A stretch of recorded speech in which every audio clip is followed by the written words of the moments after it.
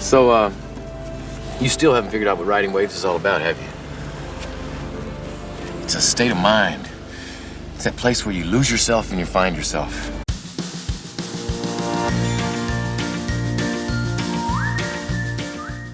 Hi there, and welcome to Baseball by Design. I am SportsLogos.net minor league baseball correspondent Paul Caputo, broadcasting live, as always, from the Sunday Helmet Hall of Fame in my basement in Fort Collins, Colorado.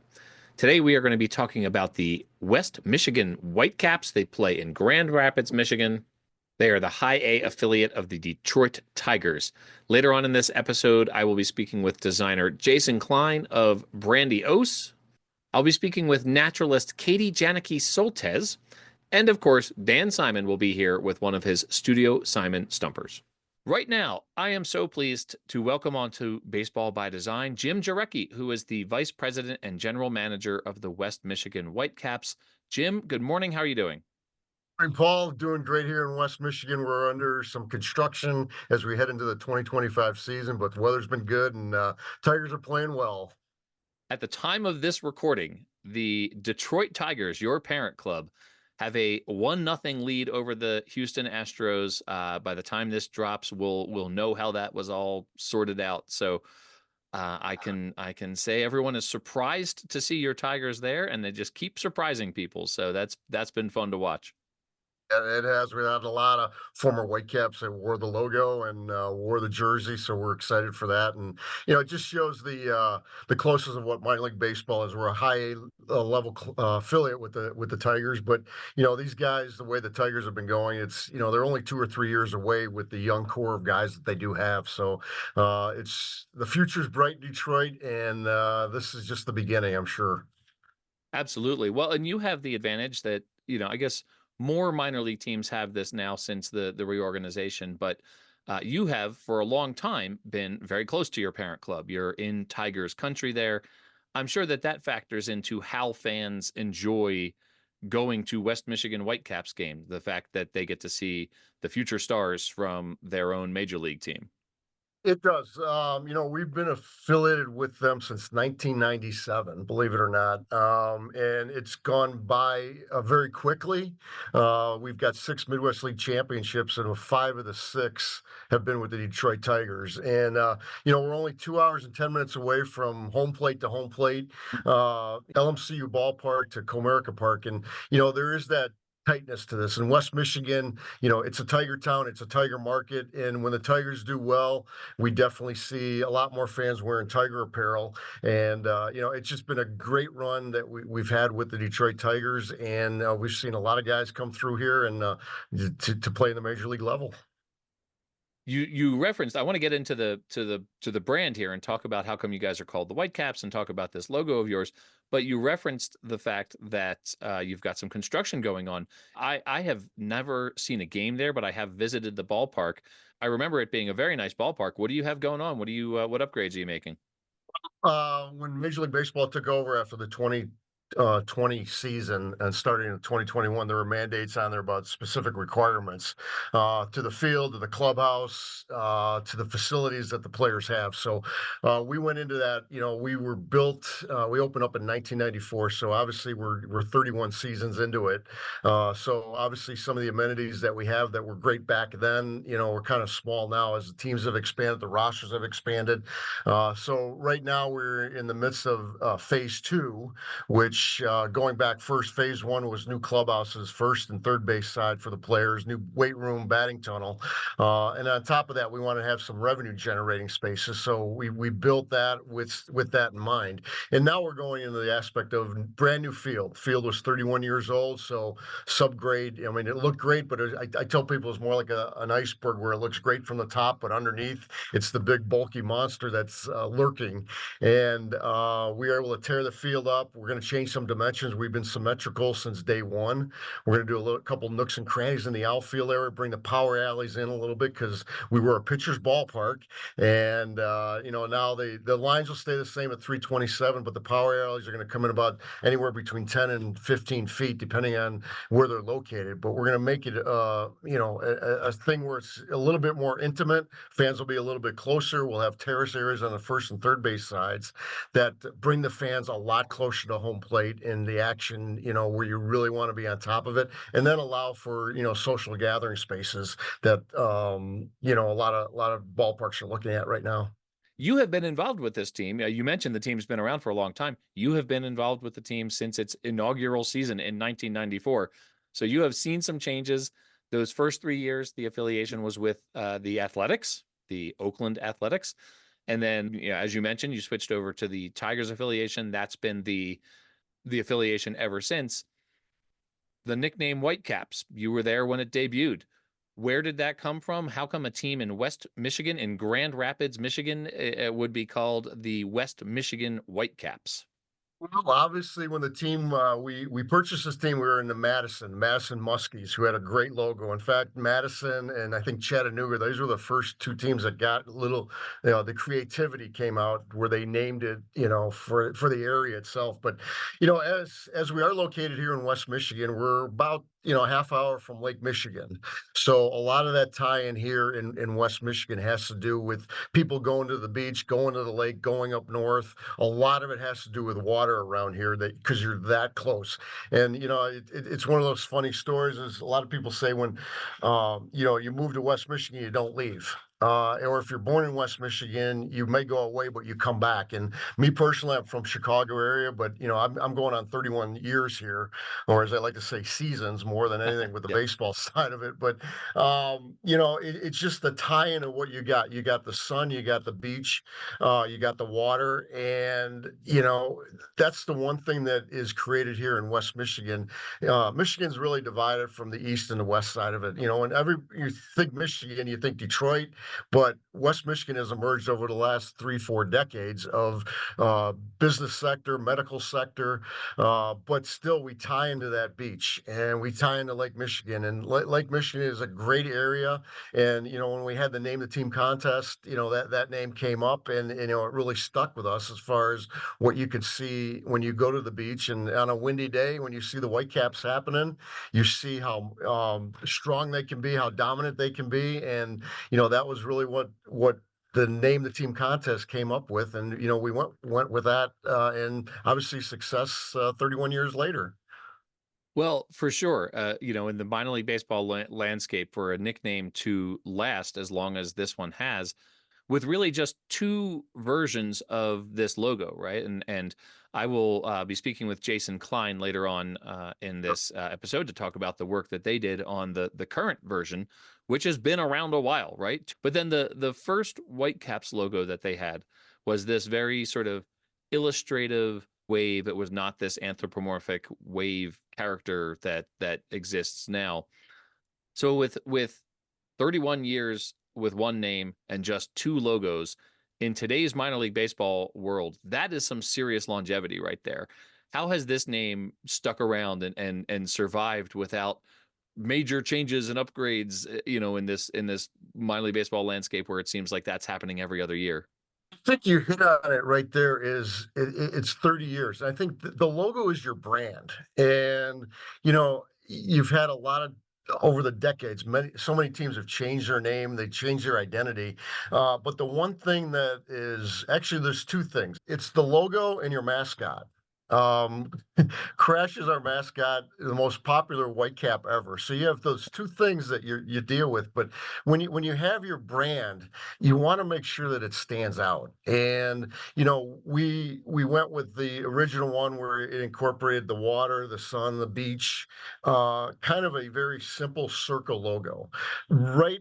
And I mentioned it earlier, but we were right on the edge of the creativity. It went more cartoonish, Yeah. and then I think that anytime you change a logo like that, it meets with like, yeah, you sure? I don't think that's going to look good. But it's always the thing is when you reveal names, you want negativity and you want fans complaining about it because it gets more popular. But when we unveiled that, it was still simply, it wasn't. We sold a lot of merchandise because obviously we're coming into town here. But when we made that change, we're like, okay, we got to get creative here. And I'm so proud of this logo. I mean, I love this logo with the eyes and the baseball in there and the water, and it just shows some motion that we have. But the old logo, we're proud of it, and obviously we're with retro brands. We're going out and we got it on the shelves in the merchandise shop, capsize shop now. yes, people, the throwbacks, people want to have that. But, I think with the brand that you have here is that you put this logo out there and, I try to wear it every day Yeah. and people see it as the Whitecaps and they know that like Whitecaps logo. And when they see it, they know exactly what it is. And hopefully it strikes good memories of the ballpark and coming out, and seeing, professional baseball and, future Tigers of the world. But the staple is definitely one. So if you've got that logo and you can revolve around it, that's really the big thing. And then come up with other marketing ideas, but keeping still at that is the West Michigan Whitecaps. That first logo, this might be the Phillies fan in me coming out here, but there's the shape of the wave curling around a baseball reminds me of that like classic Steve Carlton, Mike Schmidt Phillies logo. Have you ever heard that before? Definitely, but you know what I like about logos myself is, man, you can look into logos. I mean, it's not just one look and you're done. Look Yeah. into those logos and see what's in there. How many elements are in there? Why are the elements there? And I think it creates a talking point for people. Yeah. And at the end of the day, though, that's what we're in the business to sell tickets, put butts in the seats, and when people can wear that, I feel so prideful when I see everybody wearing a Whitecaps hat, Whitecaps t-shirt, shorts, whatever you've got on that to put that logo out there. The 2003 change still features a wave and a baseball, but it's a very different logo. It has eyes and it has sort of this anthropomorphic wave feeling about it. You were there with the team when this happened 20 years ago. It doesn't seem that outrageous right now in, as I keep saying, in today's minor league baseball landscape. But back then, I'm guessing that this was pretty forward thinking, right? Like this was a big change, and you didn't see a lot of this in minor league baseball. How was that change received when it was unveiled in 2003? The change was received very, very well. I mean, I Okay. remember what we did is we loaded up everybody, all the staff loaded up their cars and we dropped off hats and t-shirts to clients and sponsors and season ticket holders. So and we revealed it in the morning and then in the afternoon, we just hit the town, with that. And it was really, really exciting for people. I think they were ready for a change. Obviously, when we said, hey, logo change is coming, they don't change the name. We're not going to change the name, obviously, but we're going to check with it and get more modern, if you will. And like I said, I love the action of that. I love the water aspect of it. It just shows some very positive movement, and I think that you always want to be moving forward. And I think that gets people talking. And when you can slap that logo on anything, we don't have to have the word West Michigan Whitecaps in there. People know it's the logo. And I think that's, you look at any marketing, any company that has those things, when they have just the logo and they don't have to put the word out there, you've hit a home run on that because of the fact that people just know it's the West Michigan Whitecaps. One of the things that I think has led to teams being able to keep their primary identities longer than maybe they used to is the preponderance of alternate brands. And I think that, now if a team thinks, oh gosh, we could change our name to something really wacky, the fallback there is to say, oh, well, we can do it for a weekend or we can do it for, an alternate brands. You all don't have necessarily a ton of alternate brands, but you do have one that really jumped out at me that I think is a lot of fun. And I see you nodding there, the Beer City Bunghammers. It's a mouthful, but it's a quite different brand. And I'm gonna let you tell the listener what a bunghammer is and how come Grand Rapids is Beer City. Oh, there's a good story to that about what it could have been, but Grand Rapids a couple years ago and in years running now, Beer City, USA, all the craft breweries that you have, the craft beer. I mean, heck, we have a beer fest here with the Michigan Brewers Guild in February in our parking lot in West Michigan. Man, it's beautiful. It's 25 degrees and it's snowing, it's icy out, and you got 7,000 people in the parking lot just drinking beer. But in a battle of what the craft brewery industry is, West Michigan has done a great job. Founders, obviously, I think that's a name many people know. They're founded here, and now they've basically gone international. It's kind of funny when I go to other parts of the country and they say, "Have you ever heard of Founders?" I'm like, "Yeah, it's like a block down from the ballpark." So we wanted to do an alternate identity, and we jumped on that with the Bunghammers. And what the Bunghammer is when you've got the wooden barrel that this craft beer used to be, or whiskey, or things like that would be brewed in. You'd take the Bunghammer and hit the bung hole to seal the barrel. We initially thought maybe let's be the bung holes, but that was shot down by ownership real quickly. So we took the aspect of here's the bung hammer, and we ran with it, and it's been a very, very successful promotion that we've done probably 5 or 6 years now, and everybody looks forward to it. And we do different uniforms on those days. With the jerseys, we've actually gone to the one color uniform, so the guys look like they were barrels, in these uniforms. But it sells well on merchandise, on the hats, the T-shirts, the jersey. We do jersey auctions to raise some, donation money. But it's just something that's put on the calendar, and people look forward to that. And then we run craft special in our craft clubhouse that we do have, and but it's just a great way to change it up for a game or two, and make fans that aren't necessarily true baseball fans come out and see and enjoy their craft beer and watch the guys in bunghammer jerseys. Well, it really is fun. I think that probably everyone who sees it thinks of, at least anyone of maybe our generation sees that and thinks of, I need TP for my bunghole, right? Like, so it's, I'm sure how come that's why it got shut down for sure. It's adorable, right? Like it's, some of the logo is a glass of beer, swinging a bat and hitting a cork. And I really enjoy it. And I'm glad that you guys did that. The other one I wanted to ask you about is your Copa de la Diversión brand, which is the Calaveras. I'm as always, apologize for my pronunciation there, but that is the Spanish word for skulls, and it features the 616 area code. That is obviously where Grand Rapids is. What went into featuring the area code, using Calaveras for that brand? Well, obviously, it started out as an MILB promotion. They do that throughout the course of the entire season. A lot of teams participate in that.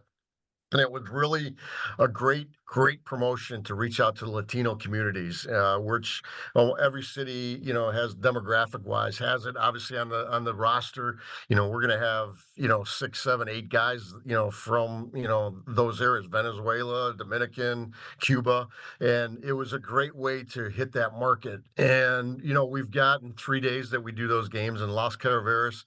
It was a tie-in with we went through our Hispanic Chamber of Commerce. We went to some Hispanic leaders to make sure we were doing it right.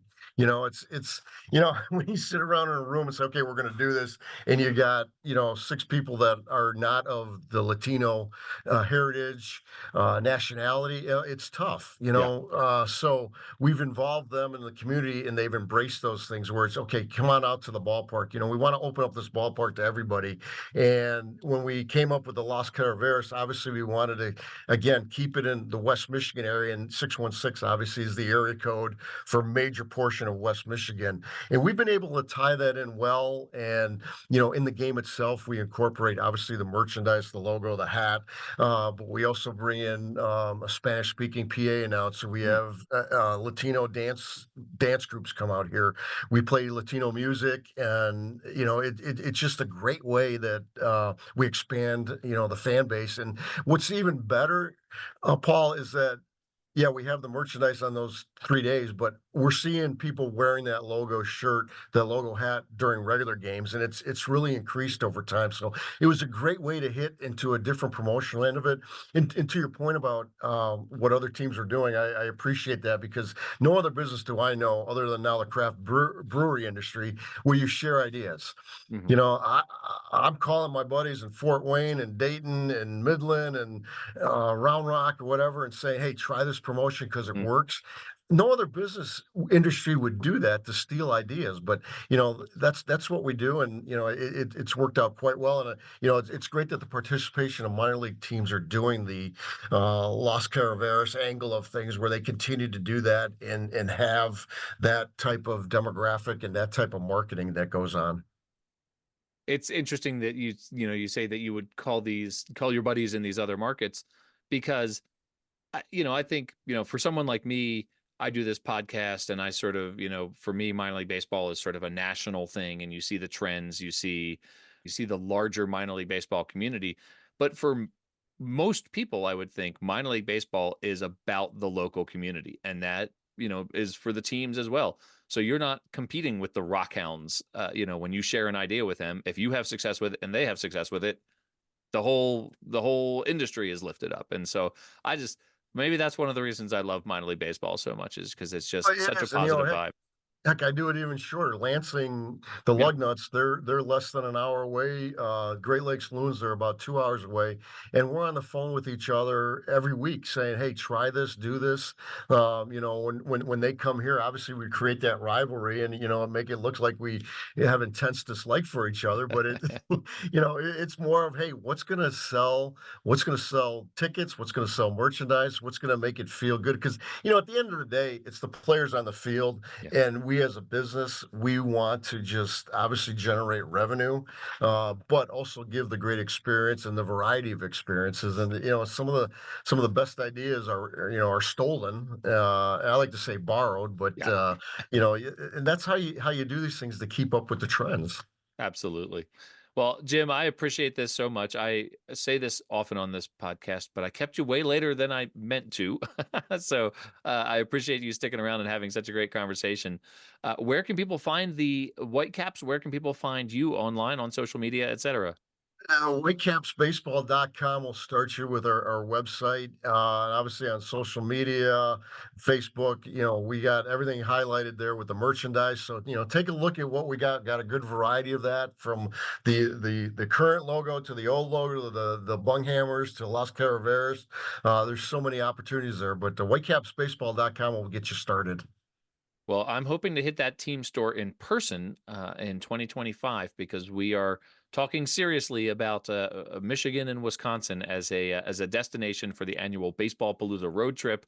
One day, I might be bringing like 10 guys by your ballpark there, Jim. So, Well, I'll tell you what, you get here, I'll get you on the mound for a first pitch. So that's oh my that's the gosh, agreement, okay?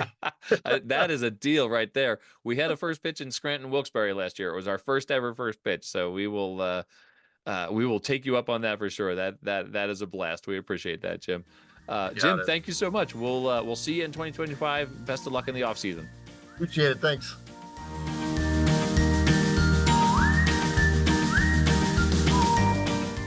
All right, everyone, welcome back. I am so pleased to have once again on the podcast, so generous with his time. Jason, I appreciate you coming on and doing this. Jason Klein from the prolific design firm Brandiose, here to talk about the work Brandiose did on the West Michigan Whitecaps brand. Jason, how you doing? I'm fantastic. I'm excited about this one. This one's been around a long time, right? Like this has become something of a stalwart in minor league baseball, sort of a classic minor league baseball brand. But the West Michigan Whitecaps, it's an anthropomorphic waves coming from the Great Lakes, which I kind of object to on principle, being like an ocean guy. I know you are too. I go to the Jersey Shore all the time. You're in San Diego. Do they really have Whitecaps? We'll Hey, hear about listen, that from listeners. listen. Everybody's got a different version. It's how like where the camera is set up. If it's right at the water level, zoomed in. Like, listen, don't. Yeah, everybody's got waves. I know that you guys like to, you go to these cities, you investigate, you speak with stakeholders, you get deep into it. Where does why was Whitecaps like the thing for this team? What was it about this brand that was for them? Yeah, I mean they had been the Whitecaps for a bit, and we they had variations of the current logo, and we came in about 2012, I think it was, and spent time, in the city, Furniture City, if you will, Grand Rapids. And yeah, they have a lot. They have a great ballpark. They got great mascots. They got Frankie the pig. They've got like the Fifth Third burger, which I think, at the time, like if you ate the whole thing, it was like 5 third pounds. And if you ate the whole thing, you get your like picture on the wall. They were like, I remember like they were like the king of dare foods when we went. So yeah, and I think the thing that when we came in, they were really interested in bridging the link to Detroit. And so there was a lot of, exploration of WM for West Michigan, but done in Old English, kind of aquatic version of the Detroit Old English D. And then it was like, how, man, it was wave conversations, right? Is it like a flowy wave? Is it like a tsunami wave? So there was, there was that, there was some fun, lettering that we got into. There was some good, tertiary logos that was, like a tiger shark, because again, it was, how do we marry the Tigers with the Whitecaps? So there was like a tiger shark fin with, orange, but then there was the wave, and then there was the wave around Michigan and around the mitten shape of Michigan, and there was a shark, like jaws coming out and grabbing a ball that was a tiger shark. And so yeah, it was like how to, or a claw that was like a tiger claw going through the water that was, obviously a tiger claw, but also West Michigan, maybe grabbing a beach ball. There was all kinds of fun stuff. So that was really why we came in, was to spend some time trying to figure out, okay, how do we connect the Tigers with the Whitecaps? Right. Well, and this one that you're speaking about that has the, the primary logo with the anthropomorphic eyeballs wave sort of coming over the baseball, and then marrying that, as you say, to the tiger and adding a tiger tail to that. There's a lot going on there, right? Like there's the tiger tail, there's the wave itself still with the eyes. There's a baseball in there. Like that's, there's a ton going on there. And if you look back sort of earlier in this team's history, they had, this sort of simple circle with like these very illustrative, like sort of 90s feeling waves. Yeah. Old school. Yeah, right. Absolutely. Very much of its time for sure. How difficult was that for you to sort of incorporate all of those elements in that way to, to come up with this tiger tail wave baseball logo? I mean, no challenge is too big. Yeah, no, when we go into a project, one of the things we ask quite often is, what is sacred and why? And some things are sacred, and there are, not only are they sacred because of certain reasons, but when they are sacred, there's also a, you're trying to sort of move and shepherd this classic illustration along, right? And so you are, in a lot of ways, trying to, it's not always a complete reboot. Sometimes you're trying to just sort of move the original artist's vision into something else. And so you have to bridge that, and so the artist may have a specific style, right? And it may be a little more hand-drawn and a little less digital. And so you really want to, figure out like, how do we maintain the integrity of that artist's style and then evolve it in a way that can be embroidered, that tells the story, that serves the design purpose that we're trying to do. So that was, yeah, it was it's a wild, it was a wild concept. And I should point out that, what we're talking about here is that the Whitecaps had a logo for about a decade that you sort of updated and worked with, and which they retained in addition to the work that you all did.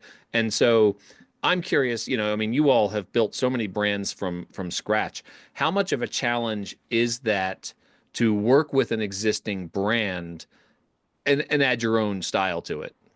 I love it. I actually like it because there's more.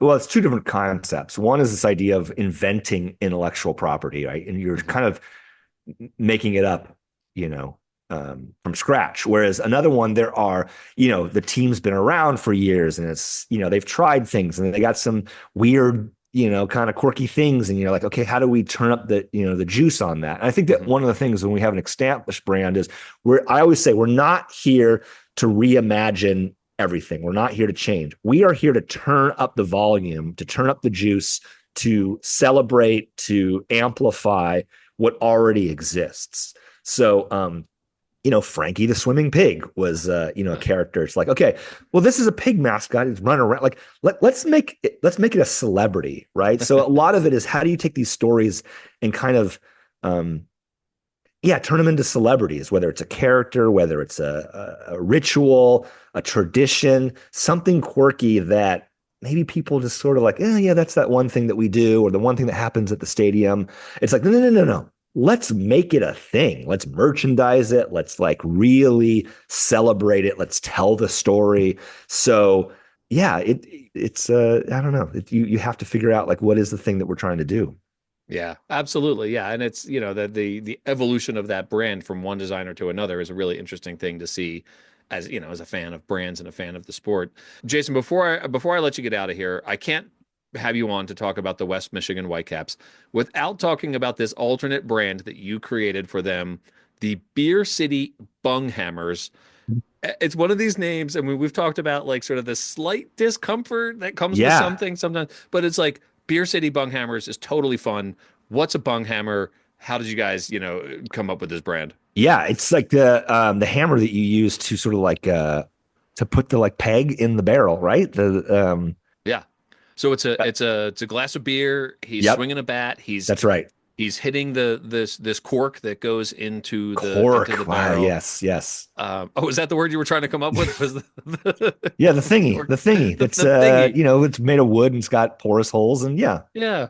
And so, there's a couple of teams out there that go by Beer City because I know another one of your clients, the Asheville Tourists, That's has right. a Beer City brand as well. So, and I live in Fort Collins, Colorado, and we like to fashion ourselves as kind of a beer city. It's funny because when we obviously we travel a lot and it's really important for us to do this immersive research. And so we travel and visit the towns and get to know the people. And when craft beer was taking off, it was like the teams would lean in and be like, I don't want, to brag, but like we're like the craft beer capital of America. Right. And then like a month later, we'd be in a different town, like, I don't mean to brag, but we are the craft beer capital of America. It just means there's a lot of good beer, a lot of places. I Yeah, and I grew up in San Diego. Like we thought, like I was like, well, we must be the craft beer, right? Yeah. And it was like, at some point, I was like, I'm gonna put an end to this, right? So I literally Google, and I don't know what it is now, but at the time, it was like, no, Chicago is the craft brew. They had like 170 breweries, Wow. right? Wow. Because we would be in a That's town, amazing. they'd be like, Yeah. we've got like 15 craft breweries, right? And I was like, oh, okay. Yeah. And then, I'm like, but I knew at the time like San Diego had like 100, Yeah. right? Yeah. Which Yeah. is insane. I was like, Yeah. 100. I was like, okay, all right, it sounds great.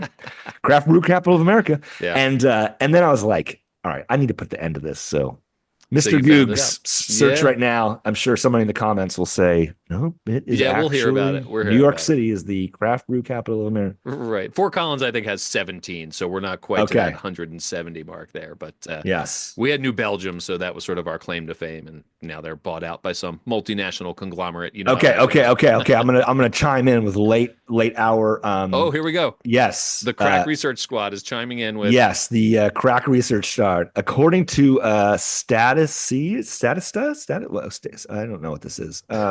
California has 508 Wow. craft As brews. a state, the whole state. Yeah, as a state, followed by Okay. Washington with 251, Wow. your own Colorado with 217, and then Oregon with 208. Michigan, Beer There City, you go. Beer City, Michigan, They're right there in West 188, Michigan.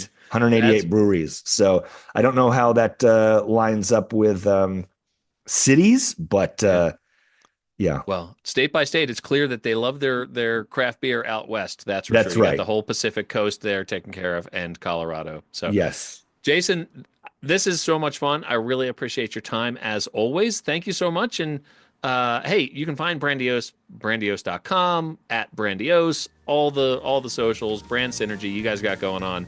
We'll see you next time. Thank you, Jason. Yeah, my pleasure. Let's do it again.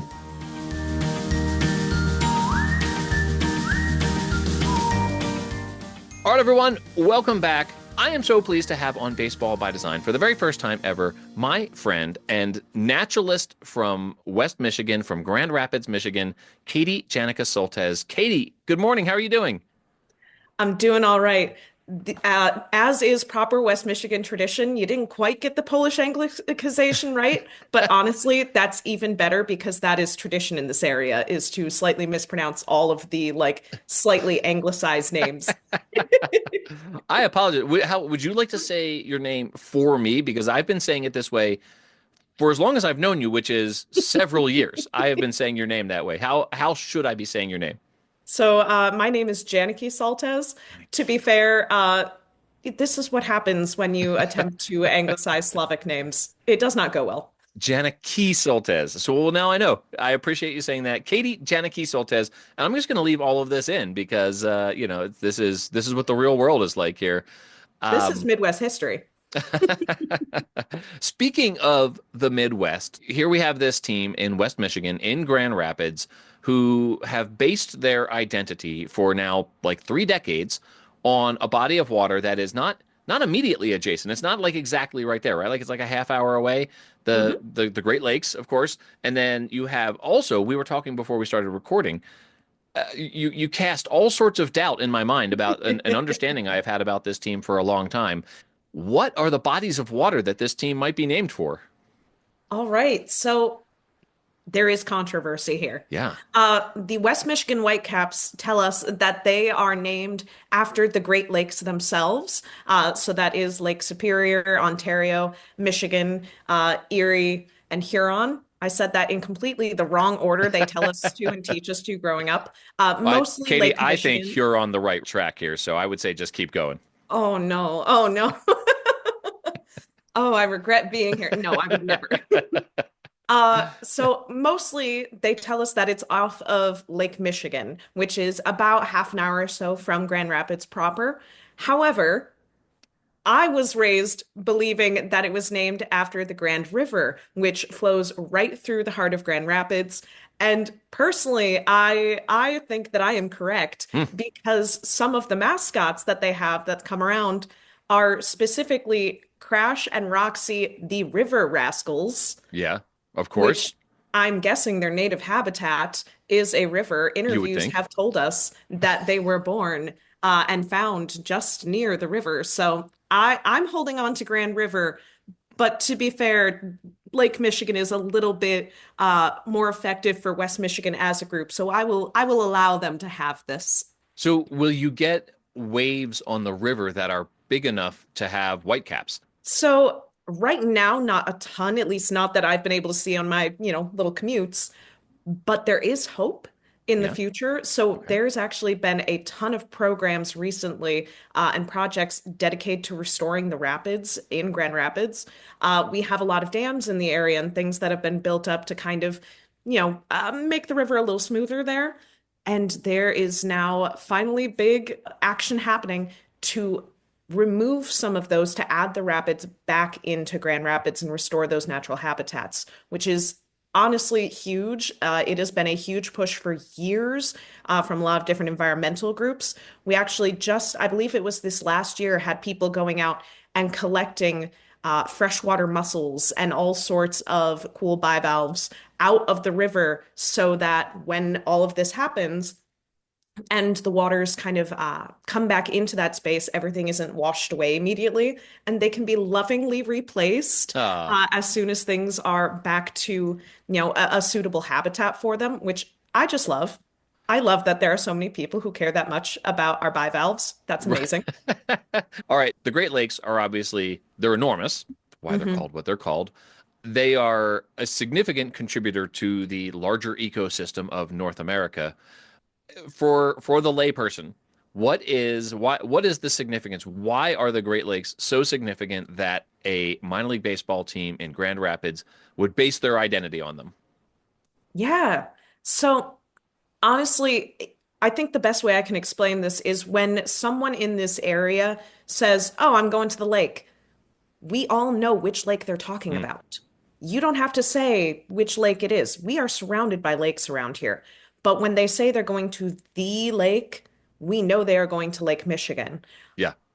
The Great Lakes make up 20% of the fresh water in the world. Wow. Not the Midwest, not the United States, not North America, the entire world. Jeez Louise. 20% of it is right there. Wow. And while Lake Michigan is one of the, I mean, it's not the biggest of our lakes. Lake Superior claims biggest and deepest and most treacherous. Personally, I like Lake Michigan the best, but I was born here and raised here, so I am incredibly biased. What is that experience for you in terms of like recreating in the water? Because like I said, at the ocean, you go in, you belly surf on the waves, you splash around, you jump over them, in them, all that sort of thing. Are the waves a big part of the an afternoon at the beach? Oh, it's huge. Yeah. I mean, there are waves big enough. People do surf in the Great Lakes. I personally think they are a little maybe braver than I am because it gets real cold. Yes. Uh, Lake Michigan, it sometimes gets warm enough in the summer to feel like, oh, this is pleasant. For the most part, it's very chilly. Yeah. But we do get huge waves out here. Wow. There have been several days where, if I am walking a group of kids near there, I will not allow them near to the water because the waves are big enough that we have red flag warnings frequently. We have to teach everyone who goes around the lakes about riptide currents, Yeah. uh, and, the safety that comes along with that. But honestly, it's one of those where if you think of the type of waves that you can find in the ocean, you can find the exact same types of waves here. And people don't believe it until they see it. I have met lots of folks who have only ever seen the ocean who Yeah. go, oh, well, it's a lake. It's not going to be the same. And then they see it and they are absolutely mind boggled that it can be, such a big body of water and still be a lake. Well, this is so you've anticipated my next question, which was you work at a place where you have visitors come from around the world to experience the Great Lakes. It is massive. I mean, I remember even just flying over the Great Lakes, and it's like, it's water from horizon to horizon, right? Like it's way bigger than you would think when you hear lake if you haven't experienced them before. When you have a visitor who has never experienced the Great Lakes before, maybe outside the sheer scale of the thing, what surprises them the most? Um, I don't know. Honestly, just the fact that it can exist, I feel Yeah, like gets to them. Uh, the Great Lakes were all they're glacial lakes, so they were all dug out by glaciers such a long time ago, and the water that kind of melted off of those added in. yeah, So the concept that they can be there and not smell salt, yeah. Right. the fact that they can walk in, freshly shaven legs, for those of us who understand, and not be in immediate pain is huge. We have a joke that goes around on all of our like tourist merch that says no salt, no sharks. It's honestly really nice. Well, that's funny because now you've anticipated what was actually going to be my last question because we're running out of time here. But the other question that I had was, you look at a big body of water and you immediately think of like, okay, what lives in there?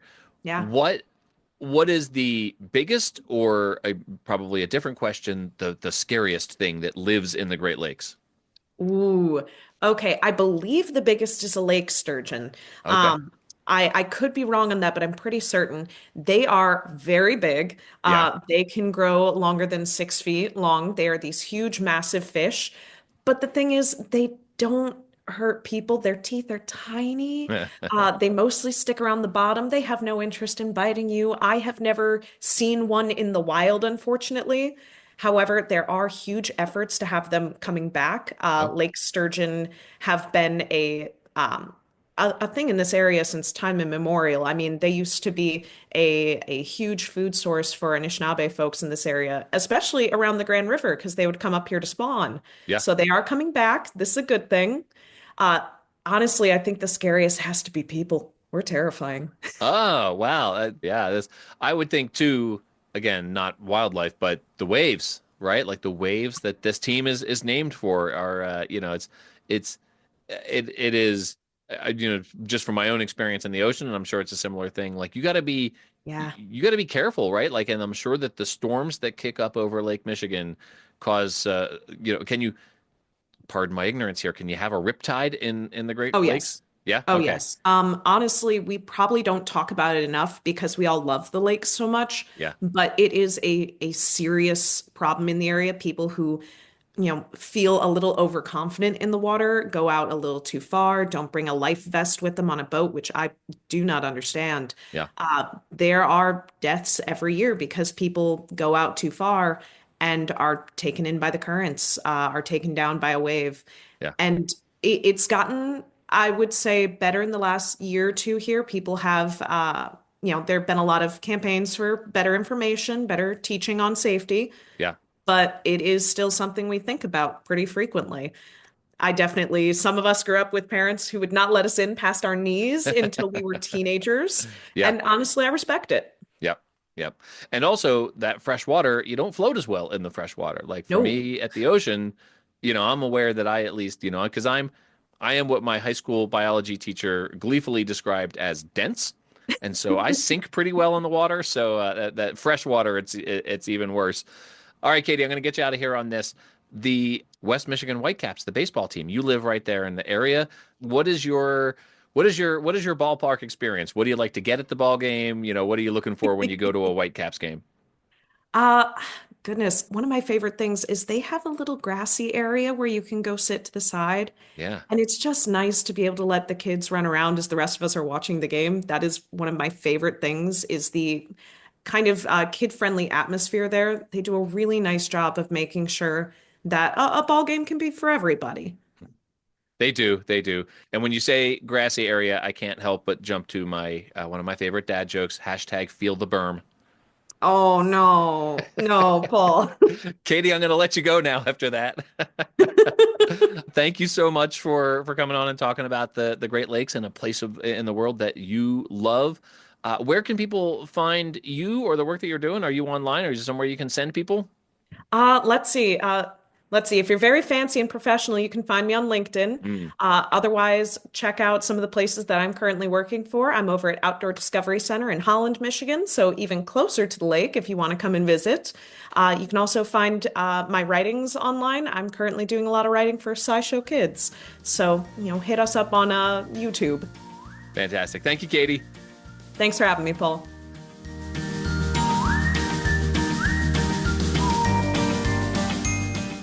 All right, everyone, welcome back. It is time for Studio Simon Stumpers with my very good friend Dan Simon of Studio Simon, the prolific design firm responsible for so many great logos in minor league baseball. Dan, good morning. How are you doing? Good morning, right back at you, Paul. I am fantastic. Thank you for asking. I the West Michigan Whitecaps, I've got kind of like this weird, I feel a weird connection to them. Where I went to high school in Wayne, New Jersey, was called Wayne Hills High School, and directly across from my high school was a reservoir. And I remember one day, it was a very windy day, and there were whitecaps on the reservoir. Now, one thinks about whitecaps, I think, when you think about the ocean because of waves. And of course, you don't normally have waves in a reservoir. And we're talking about a long time ago for me, given my advanced age. And to this day, I still just have this vivid memory of those white caps on what should otherwise have been a still reservoir. And then just last week, there was a particularly windy day here in Louisville, and I was downtown by where the river is, and there were white caps on the river. And it made me think about that time I saw the white caps on the reservoir outside my high school. And it made me think about the stumper I needed to do. So, I'm always in your head, Dan. I'm always there. yep. So let's get right into this. Okay. We are not going to be talking about the phenomenon that is a whitecap, but rather we're going to talk about the fact that the West Michigan Whitecaps are one of the minority of teams that does not use their city name as the geographic designation. So, with that in mind, our Studio Simon Stumper today asks, how many of the 120 affiliated minor league baseball clubs do not use their city name and specifically just the one city name? So let me tell you what this does and does not include. So this does not include multiple cities. And when I say multiple, more than one, two or more, Quad or try. right? As well as counties, states, regions, etc. So, for instance, the Quad Cities River Bandits and the Tri City Dust Devils would not qualify as a team that uses its city. You are correct, sir. They would be in the number that I am trying to tabulate here. Right. Now, Okay. because this is every question I've done so far has been a three choice, multiple choice. I've thought about doing true and false questions or just Mm. asking a question and seeing if you knew the answer, but I'm trying to always at least give you a 1 in 3 chance of getting it right. So you I think do that's fair. have once again. So here we is the number we're looking for Okay. closer to 0, 10, or 20? It was a new model for this line of questioning after we discussed it last time. Right. One of the Yeah. things you had said was that these are difficult questions for you Hmm. because trying to think of all of the ones, Yeah. you know, within the parameters of the time we like to take for a stumper Right, right, is right. it's kind of a big task. You've So in you've this case, I try to give you like a wide range. So as opposed to doing like 3, 5, and 7, right, right, right. closer to 0, 10, or 20. Okay. All right. Well, I like this. So we know I have three already. So if I were to get three more, that would put me at six, which would eliminate zero as an answer. And let me mention one more thing, though. I'm not going to name the teams. Yeah. The team has a nickname for their city, and they use that instead of the actual city name. That counts as a Mm. team using their city name. It does not Oh, count towards the number we're looking for here. okay. Well, given how I've said in the past, Dan, that I like it's hard for me to when I'm put on the spot like this to rifle through my index of 120 affiliated minor league baseball teams to come up with the answer.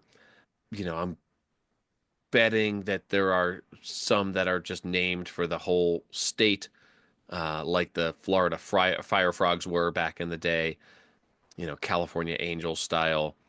So without sitting here trying to rifle through every single one of them, I am going to say that the answer is that there are some I'm just straight up not thinking of. So there's clearly more than those first three that I thought of. I'm going to say that the answer is closer to 10 rather than 20 or zero. I figured you were going to say that because it frankly it gives you the best chance because we're talking about anywhere from 6 to 14 teams. Right.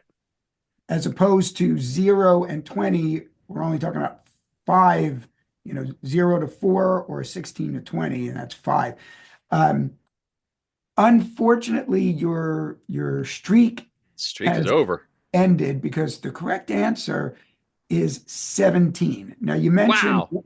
ones named for their states. There were 4 of those. You've got Hmm. the Arkansas Travelers, Yeah. Yeah. Iowa Cubs, Sure. New Hampshire Fisher Cats, and Wisconsin Timber Rattlers. And the Carolina Mudcats, named for two No, states. well, you know what? I'm sorry.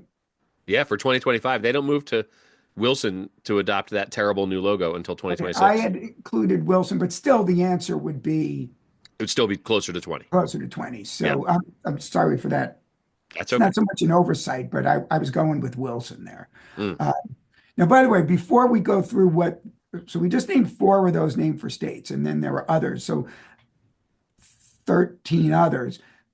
I told you what it does not include, and that's nickname states. So you've got the newly named, I was going to say, before you do it, I was going to say, when you said that, I thought of the Hub City Spartan Burgers. Is that who right, you were thinking of? Okay. right. And another one is a team you and I and Anna and Ranger Amy have seen. The Rocket City Trash Pandas. Right. So they Yeah. count towards city names, Yeah. not. Okay. So they're not included in that number of now 18. Right. Now, here's what it also does not include the Winston-Salem Dash. Now, Mm. Winston and Salem used to be 2 independent municipalities, but in Yep. 1913, they merged their governments and their identities into one single entity, the hyphenated Winston-Salem. So that Yeah. is an official city. Yeah. And also, it doesn't count the Salt Lake Bees. Oh, right. Technically, the name of the city is Salt Lake City, Right. but I kind of get the feeling that that's close enough. Well, I'm actually being the judge and jury here, and I'm saying that's close enough to Salt Lake City. That one, though, is technically the county, not the city, and that was part of an arrangement with the stadium that they built. Okay, so you know better than me. So now we're talking about 18 teams. So we're Well, still 19 because we had Carolina Mudcats. You said 17, but we've added right. Carolina and now the Salt Lake Bees. You said the Arkansas Travelers. Did you say the Northwest Arkansas Naturals? Uh, Now that's a region. So Right. that's not a, to me, that's not a state. So No. that is one of the teams It's on the that make list. up the, what did we Okay. say now, 19. Now, by the Yeah. way, it also does not include the Down East Wood Ducks Mm. because they're now the Hub City Spartanburgers, Right. will be next season. Yeah. And it does not include the Mississippi Braves, who will be the Your Columbus Clingstones. right. So here we go, because we've got like 13 more teams to name. So All right, let's let's get quickly them. go through these. You got the newly named Chesapeake Bay Sox. They Sure. were the Bowie Bay Sox. Yeah. So Bowie. there's one that made the list that wouldn't have been on the list this season. Yeah. Delmarva Of Shorebirds, course, Delmarva. Delaware, Maryland, Virginia, Yeah. Great Lakes Loons, Of course. the Hudson Valley Renegades, Hudson Valley. the Inland Empire 66ers. Now, officially, their full name is the Inland Empire 66ers of San Bernardino. But once you chose to start off with Inland Empire, then you fall into this category. I didn't actually know that. I didn't know that of San Bernardino was part of their name. Yes. Now, they may have dropped that officially, but I remember when that name was unveiled, that was Yeah. their official full name. Yeah. The semi-recently renamed Jersey Shore Blue Claws, who Yeah. forsook Lakewood in order to claim the entire Jersey Shore. Yeah. The Lake County Captains, Yeah. the Lehigh Valley Iron Pigs, hmm the Northwest Arkansas Naturals, as you named, and Yeah. previously also you named the Quad Cities River Bandits, the Scranton Wilkes-Barre Rail Riders, Mm. 2 cities, even though they use a / it's still 2 cities, and they don't even play in Scranton or Wilkes-Barre. They play in Moosic. Yep. So technically, they're encompassing 3 cities. The hero of today's podcast, the West Michigan Whitecaps, is the final one. We mentioned alphabetically the final one, technically the Wisconsin Timber Rattlers, but we mentioned them with the state one. So Yeah. lots of teams. So let's round that off to about 20 About out of 20. 120. So that's 1 out of 6 teams Yeah. does not use their city designation. When I answered 10, that was actually what I was thinking. I was thinking, are there really 1 out of every 6 minor league baseball teams not named for the city that they play in? And I thought, nah, that's too many. I said it's probably more like 1 out of every 12. And so that's sort of what I was thinking.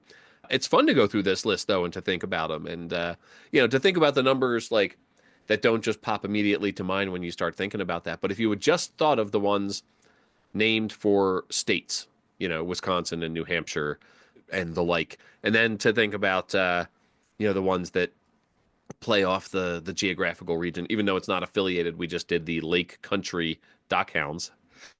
So Dan, this is another fun one. These lists, like I say, these are I am to these list stumpers as Ryan Howard was to a low and away slider. I will always whiff on these. So keep them coming though, because it's a good mental exercise and it's fun. So I appreciate this very much, and I know that you're busy, Dan. I appreciate your time with all of these stumpers. So with that, I'm going to let you go, Dan. I'm going to say thank you, and I'm going to say see you next week. Yeah, let's do this again soon. Next week sounds good. I'll see you then.